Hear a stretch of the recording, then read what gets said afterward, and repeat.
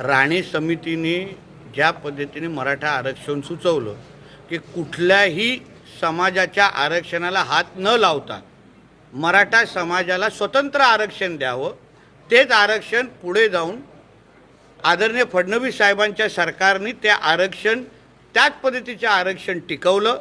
मग 2.5 वर्ष महाविकास आघाडीच्या काळामध्ये ते आरक्षण उद्धव ठाकरेंनी घालून दाखवलं आणि परत जेव्हा आदरणीय एकनाथ शिंदे साहेब राज्याचे मुख्यमंत्री झाले तेव्हा मराठा समाजाला 10% वेगळं आरक्षण, म्हणजे कोणाच्याही ओबीसी समाजाच्या कुठल्याही आरक्षणाला हात न लावता स्वतंत्र 10% आरक्षण तेव्हाही दिलं आणि आताही फडणवीस साहेबांच्या सरकारने ते आरक्षण टिकवलेलं आहे। म्हणून आमची मूळ भूमिकाच माझी सरळ स्पष्ट आहे की कोणाच्याही आरक्षणाला हात न लावता मराठ्यांना आरक्षण देणं शक्य आहे।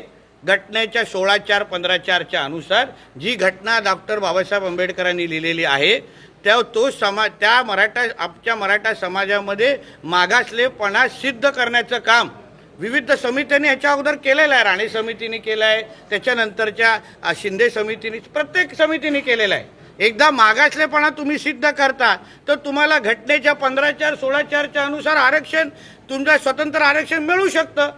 मग दुसऱ्यांचं आरक्षण घेण्याचा प्रश्नच राहत नाही। म्हणून पहिल्या दिवसापासून भूमिका आहे, सीएम साहेबांचीच भूमिका आहे, शासनाची तीच भूमिका आहे। आम्ही ओबीसी समाजाच्या कुठल्याही आरक्षणाला हात न लावता स्वतंत्र मराठा आरक्षण देण्यासाठी आम्ही सक्षम आहोत, देऊन दाखवलं आहे आणि टिकूनही दाखवलं आहे।